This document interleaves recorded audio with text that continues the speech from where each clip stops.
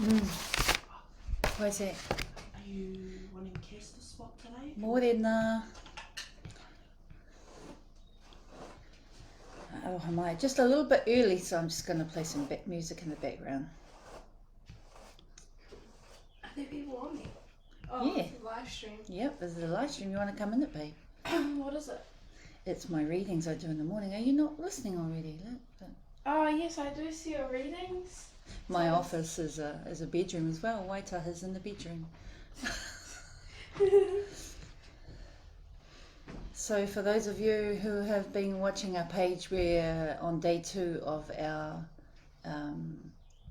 Rangiporori training, and I'm managing to squeeze in the readings before we get going. So it's nearly 8 o'clock. I was going to play some music, but never mind. I'll just let you know a little bit more about what we're up to.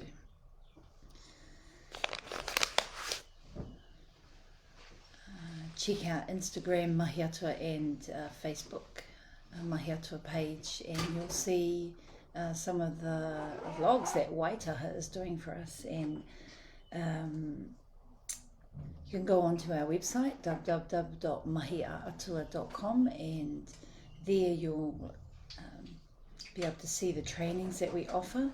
There are some pūrākau trainings and or pūrākau subscriptions, but there's also some Mataora training, and then there's a niwereka training coming up as well. So nearly there, one more minute.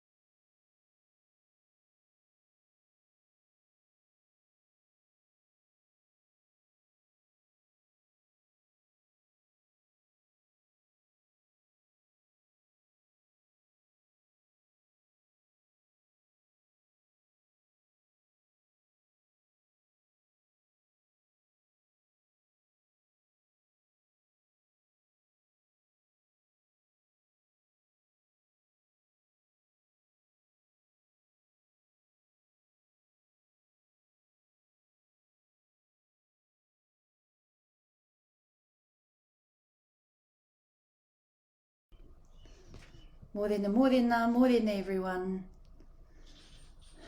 Now, I swear I'm going to get I can't remember the word you call it. I'm going to get it sorted tomorrow so that I can see the comments on the screen as well. So, my name's Dr. Diana Kopua. I am coming to you live from Tūranganui Ākiwa. Today is Kore Te Rawea. So it's not a good day to achieve many things, but we will achieve a live reading today, so that's good. For all of you tuning in, Rawe, I'm reading a book to you from Dr. Joanna Moncrief. She is a critical psychiatrist, and if you've just tuned in for the first time, then you will be able to catch some of the recordings, the live recordings. We're up to number 19. We're on chapter 4, looking at antipsychotic drugs. Now, there's a whole context before this, and so I don't want you to think that some of the things that we're reading are out of context. I do want to get through each chapter, and in a nutshell, what we're trying to do, Mahi Atua Te Kurahuna team are trying to do, is let everyone know our position, and our position is that the current classification system is damaging for our people, and that we need to reconceptualize distress and concerning behaviour. even the concept of mental health or oranga hinangaro is something that keeps us siloed, almost like our emotional and psychological, spiritual well-being sits within this siloed system called mental health. And in fact, we know that most, if not all, of the problems that come into mental health services have social determinants impacting them hugely. One of those social determinants are racism. So racism in the sense that people are not afforded the opportunity and resources to be able to live a fulfilling life. And who is a stakeholder in that? All of us. But who are the people who are considered the experts? Mental health professionals, psychiatrists, psychologists. But we all have a stake in it, and one of the things that stops us from being able to engage in it is this concept that mental health problems sit with experts, with the specialists, and therefore it abdicates the responsibility of those people who have family or employees or themselves or students, the responsibility to engage in thinking about what we need to do to improve this problem.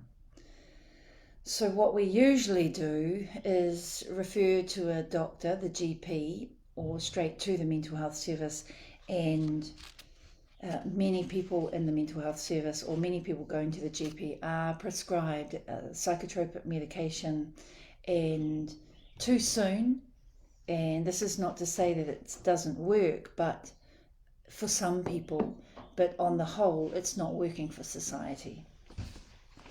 So we're up to, are antipsychotics really necessary? And if you have just tuned in, we've read out the introduction. I really like the first couple of sections that I've read. I found them useful for myself and how to frame what we're talking about. But we also looked at Chapter 1, The Place of Drug Treatment in Psychiatry.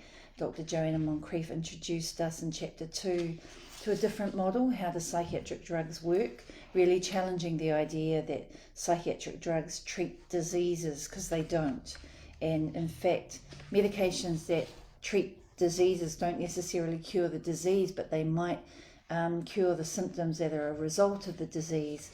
And her argument and then her model, her alternative model of drug actions, say that actually we should look at psychotropic medication from a drug-centered model.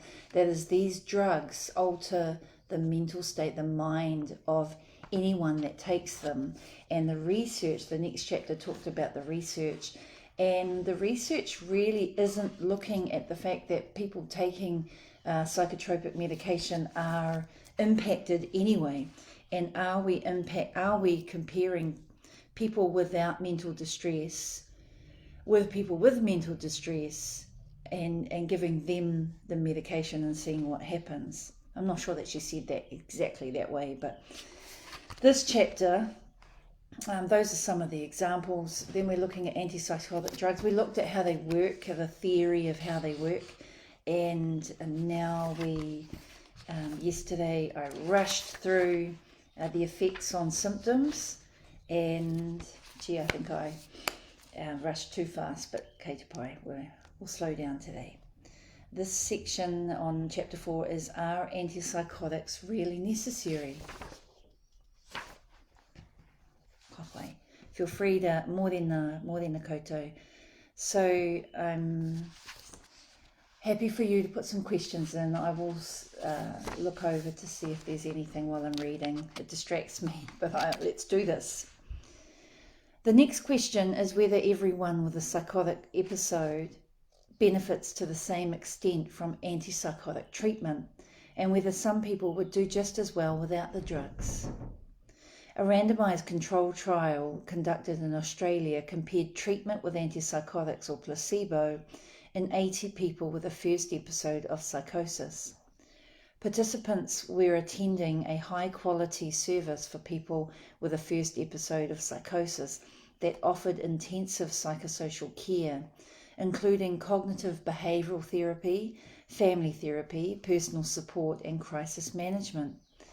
At the main follow-up 6 months after the start of the trial, there were no differences in the social functioning of both groups or on any other measures, including symptom rating scales. There were no differences in levels of social functioning at the 1 and 2 year follow-up points either. At the 1 year follow-up, the people allocated to antipsychotic treatment showed slightly greater improvement in symptoms, but this had disappeared by the 2 year follow-up. Interesting, right? No differences in levels of social functioning at the 1 and 2 year follow-up.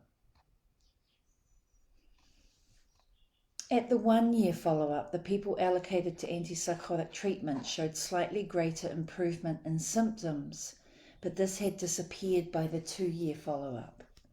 A review of other studies that had evaluated services aiming to avoid or minimize antipsychotic use found many of these minimal medication services performed as well as standard services in which antipsychotic use was routine.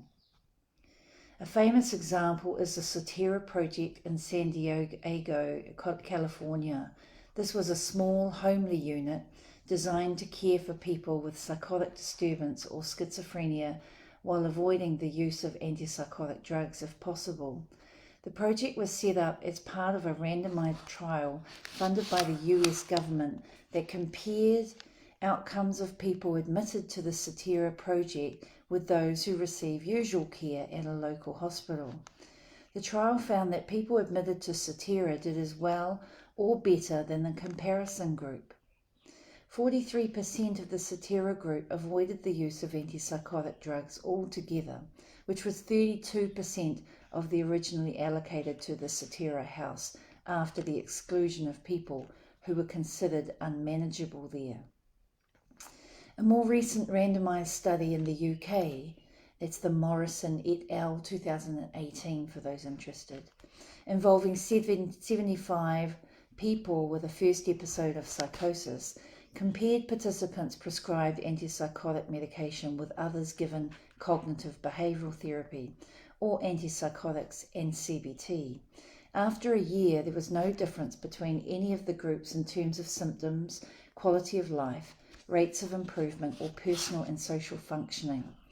Overall, the evidence suggests that a proportion of people who are experiencing a psychotic episode improve if they are given general support without the need to take an antipsychotic.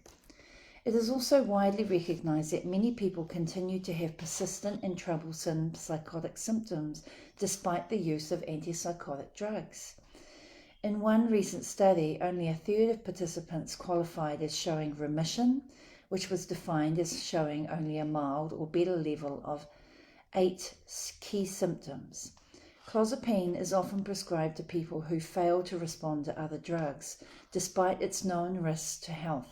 It causes a life-threatening blood disorder called agranulocytosis and is associated with high rates of sudden cardiac-related death. Randomized trials suggest that clozapine is modestly superior to other antipsychotics for people with treatment-resistant conditions, at least in the short term. Studies with longer follow-up show less obvious differences.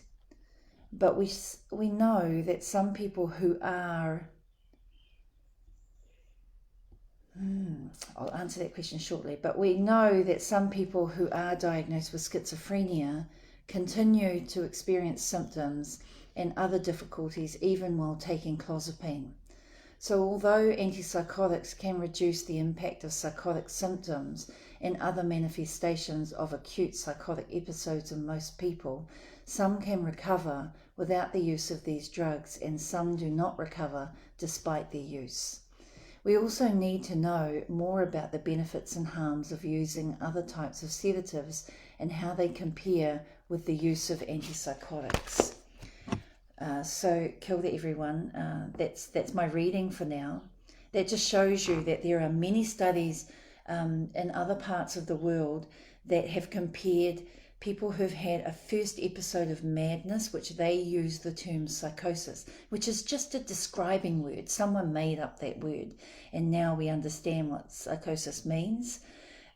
However, no one is really testing, as Joanna said, testing the difference, the sedatives that we're using now, the major tranquilizers, they're called antipsychotics, with other sedatives to determine which one would have the least adverse reactions. Two other points that I want to make is that we also know that when they are comparing the drug to general care, there's this idea that general care or usual care is this thing that's almost like a control, like it's general care or the drug. But general care could be general care with me as your doctor versus general care with Mark as your tohunga. Like, there's this assumption that people know what general care is. Now, that means so many different things. There's so much variability between therapists. That's proven as well.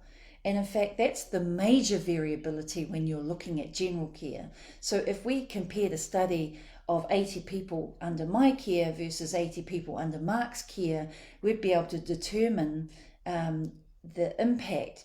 And if it wasn't to do with drugs, it would be about my way of being with you and his way of being. And that's to do with alliance. And so they don't talk about that here. Now, the other point, the last point I want to make is that they refer to CBT, which is a Western therapy, general support. But when we're thinking about prioritising Mātauranga Māori, they're not talking about that. And Mātauranga Māori includes the whanaungatanga and the way that we respond to our whānau Māori. And so it's really important that you think about that. General care or usual care is not necessarily the usual care that we want to promote.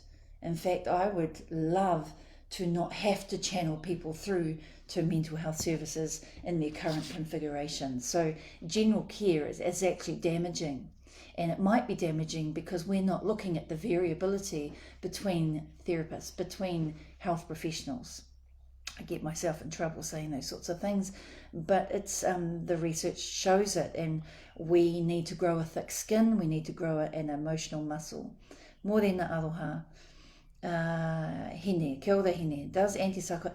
Yeah, so it does. So psychotropic, morena hine is our manager at our iwi-based mental health service, Oranga Hinengaro, up there on the east coast of the North Island. And so, yes, and there is a study, and I can't remember where it was. I can try and find it for you, but it shows that there is a 20 years taken off your life expectancy. So if we know that Māori have between 6 to 7 years, a shorter life expectancy, add another 20 years on that for people who have been on long-term psychotropic medication. Scary, right? We want our people to live longer. And actually, I really enjoyed listening to, I think it was a kururangi. It was a wahine. I saw it on Facebook, and she talked about her gang community, and she's developed a crisis accommodation for people in the Hawke's Bay. Karoha ki ai. She talked about the statistics. So here we are talking about Māori versus non-Māori, and she told us the statistics for gangs. And so, wow, that just blew my mind when we think about incarcerated people and gangs, and their life expectancy is even shorter. So imagine Māori incarcerated, a gang who has had a diagnosis, a psychiatric diagnosis, far out. That just makes me want to cry. Well, actually, it makes me want to haka and then cry. Maybe both together. Ooh, what an ugly sight. Atamairi, Margaret. Kia ora, Kath. Yeah, wow, all right, eh? Wow. Morena, everyone.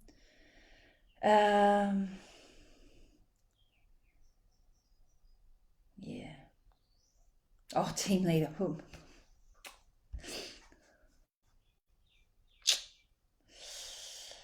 Yeah, scary. And so that's us for today, whānau, and I hope you're enjoying the reading. I've got, just so you can see, it's part of a series, and here's another one, and this one is psychiatric diagnosis, and there's another one, and here it is here. This one concerns me hugely. I've been heavily invested in children's mental health, and although I'm not a child psychiatrist, I consider myself, when I was in the system, a family psychiatrist, and I prefer whānau hapu iwi rather than alcohol and drug specialist, first, what do you call those, early episode psychiatrists, chronic mental health psychiatrists, old age psychiatrists. I just find them all arbitrary constructs that continue to perpetuate racism and colonize our mind. This is another book, The First Kiss by Daryl Chow. It's amazing when we focus on the first interaction. We call it the matataki. And there's another book, but I think it's in another room. Another book that I refer to is The Feedback Informed Treatment in Clinical Practice. This is where it will tell you about the variability between therapists. And I leave you with one other thought. Studies have shown that us in mental health, or our therapists, think that they are 80% better than everyone else, which means that there's no such thing as the bell curve. We're all at the top end. And yet our outcomes are really poor. Why is that? Leave you with that thought for the day. And rather than thinking about other people thinking that, why do I think that I am 80% better than you as a therapist? That's terrible that I think that. But that's what the research shows. And we know that we have implicit bias, complicit bias. We have these stereotypical ways of thinking and categorizing things. And we know that we need to deal with them. But the best way to start is to understand when you are being prejudiced, when you are discriminating. When you see one of our whānau walking down the road and his gait, his walking pattern style is rigid and his facial expression is blunted, there'll be something you're thinking, which is that that's a psych patient, most people. And being able to understand what Dr. Joanna Moncrief is saying about the medication tells you that that's medication.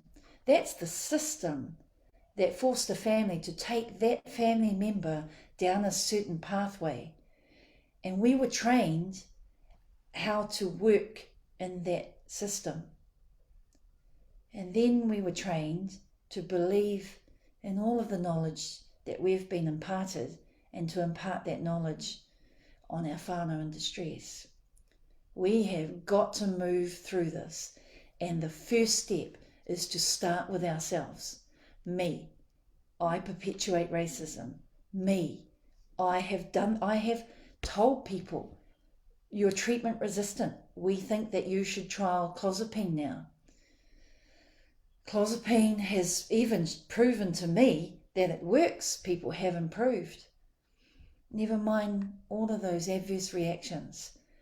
And never mind that I didn't know about any of those studies that compared over 1 to 2 years and some studies over 7 years that coming off the medication was far better quality of life than those people that stayed on them. Gee, try and have a great day. Knowledge is power, and with the help of the Māori Health Authority and all of us collectively, we can make a difference. Ngā mihi kia koutou katoa.